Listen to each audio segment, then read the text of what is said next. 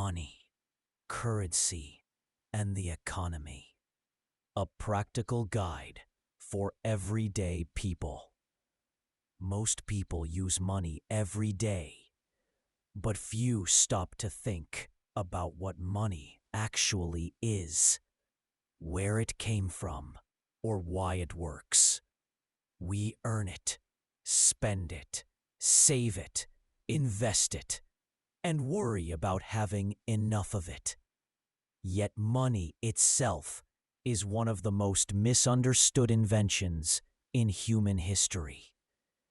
This guide explains in plain language how money evolved, why currencies have value, how money moves through the economy, why economic growth happens, the difference between productive economic activity and financial speculation, why trust is the foundation of every monetary system. By the end, you'll have a clearer understanding of how modern economies function and why money affects nearly every aspect of daily life. Part 1. What is money? Money is not wealth. This idea surprises many people. A pile of cash sitting in a room does not create food. Build homes, manufacture tools, provide health care, or educate children.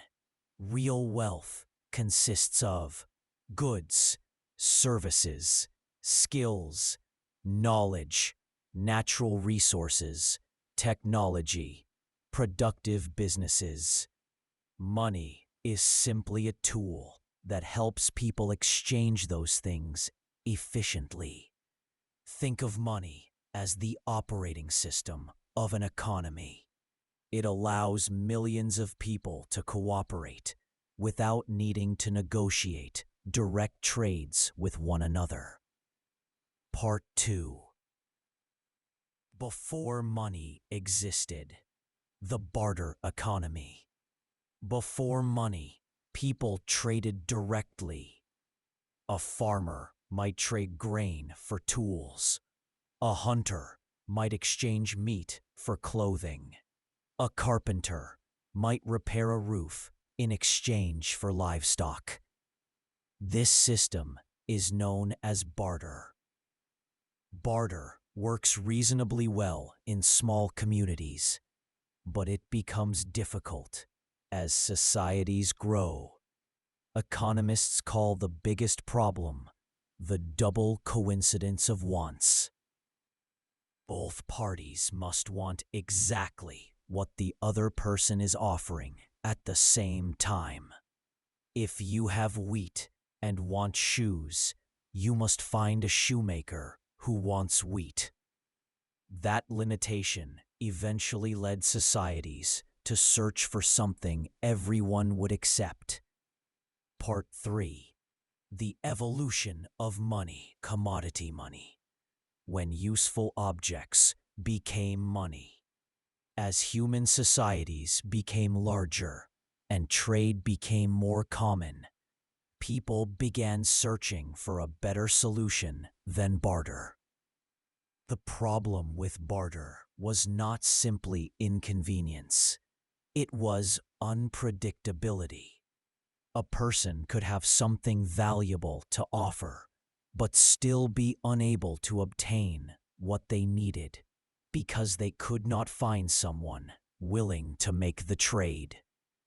Over time, certain goods became widely accepted because almost everyone recognized their value.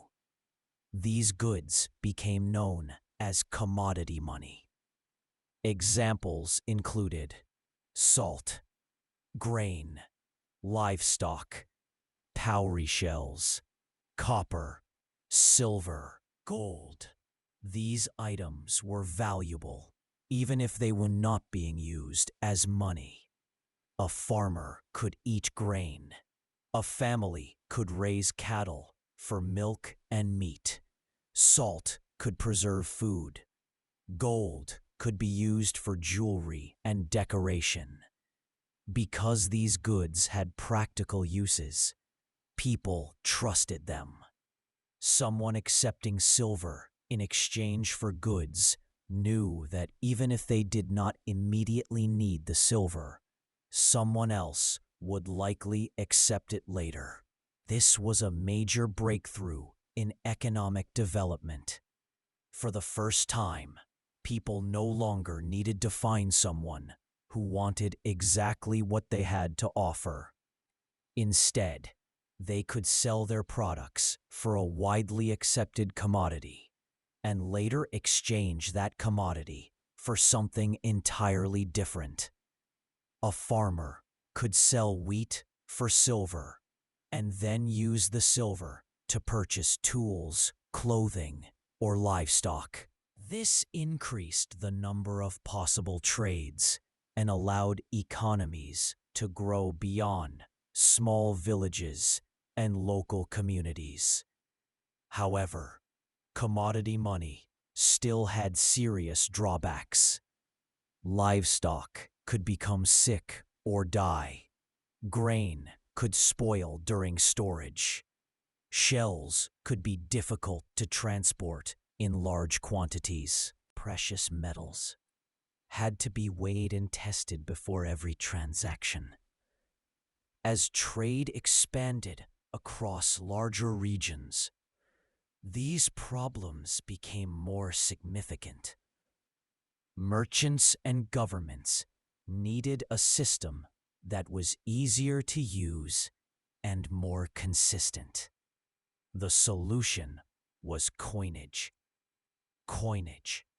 Around 600 BCE, rulers began producing standardized coins. The earliest, widely recognized examples appeared in Lydia, located in modern-day Turkey. Coins offered several advantages: standardized value, easier transportation, faster transactions, greater trust between strangers. Trade expanded dramatically because people no longer needed to verify the value of every exchange. Representative money. As trade grew, carrying large amounts of gold and silver became dangerous. Banks began storing precious metals and issuing certificates that represented ownership. Instead of carrying gold, people carried paper claims to gold. The value of the paper came from the fact that it could be exchanged for a specific quantity of precious metal. For centuries, this system formed the foundation of many economies. Fiat money. Today, most countries use fiat money. Unlike representative money, fiat currency is not redeemable for gold or silver. Its value comes primarily from government recognition, legal tender laws, public confidence, economic stability, widespread acceptance. A Canadian dollar has value because people trust that others will accept Canadian dollars tomorrow. This may sound simple, but trust is one of the most powerful forces in economics. Digital money. Today, most money exists only as electronic records. When your paycheck is deposited into your bank account, no physical cash usually changes hands. Computers simply update account balances. Digital money moves through debit cards, credit cards, online banking, bank transfers, mobile payment systems. The majority of modern money never exists as paper currency at all. Part 4. What makes a currency work? Successful currencies share several important characteristics. Medium of exchange. People must be willing to accept it in trade. Store of value. People must believe it will retain value over time. Unit of account.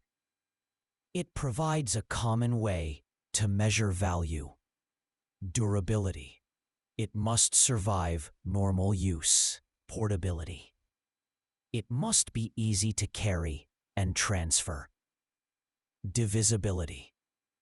It must work for both small and large purchases. Scarcity. It cannot be unlimited. Uniformity. One unit must equal every other unit. Trust. Trust is the foundation that supports all the others. Every successful currency in history ultimately depends on confidence. Part 5. How money moves through society. Money is most useful when it circulates. Consider a simple example. 1. A customer buys lunch. 2. The restaurant pays employees. 3. Employees buy groceries. 4. The grocery store pays suppliers. 5. Suppliers pay workers. The same dollars support many transactions. Economists call this the circular flow of income. This continuous movement creates economic activity. When money stops moving, economies slow down. Part 6. Understanding the velocity of money. Velocity measures how often money changes hands. Imagine two towns. Town A. $1 million changes hands 10 times per year. Economic activity. 10 million. Town B. $1 million changes hands once per year. Economic activity. 1 million. The difference is not the amount of money. The difference is how actively it circulates. Why velocity matters. When money moves steadily, businesses make sales, workers earn wages, governments collect taxes, investment increases. When money sits idle, spending falls, business revenue declines, hiring slows, economic growth weakens. Velocity is therefore an important indicator of economic confidence. People spend when they feel optimistic. They save excessively when they feel uncertain. The limits of velocity. Velocity alone does not create wealth. Economists often summarize this relationship with the equation MV equals PQ, where M equals money supply, V equals velocity of money, P equals quantity of goods and services produced. The important lesson is that spending only creates lasting prosperity when production grows alongside it. If factories, workers, farms, and businesses can produce more, higher spending can support real growth. If production cannot increase, extra spending mainly pushes prices higher. That is inflation. Velocity acts as an amplifier, not a creator of wealth. When a nation creates too much currency, it devalues its actual worth. Part 7. Two parts of the modern economy. Most people participate in what can be called the productive economy. This includes workers, small businesses, manufacturers, farmers, retail stores, service providers. These activities create goods and services that people use every day. Alongside this exists the financial economy. This includes stock markets, bond markets, investment funds, currency trading, commodity trading, derivatives, and other financial instruments. The financial economy performs useful functions: raising capital, funding business expansion, managing risk, allocating investment. However, it can also become heavily focused on speculation. Speculation occurs when profits are sought primarily through changes in asset prices, rather than through producing goods and services. Examples include buying stocks solely because you expect prices to rise, betting against companies through short selling, trading currencies based on expected price movements. The productive economy and financial economy are connected, but they do not always move in the same direction. A stock market can rise while many households struggle financially.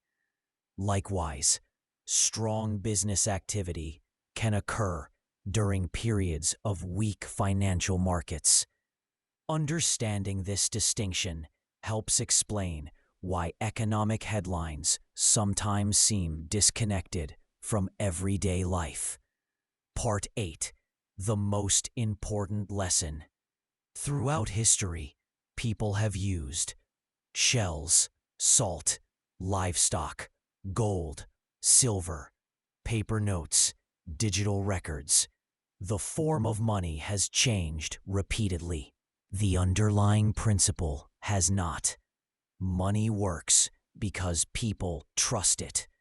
Whether it is a gold coin, a banknote, or a number displayed on a smartphone screen, money only functions because people believe others will accept it tomorrow.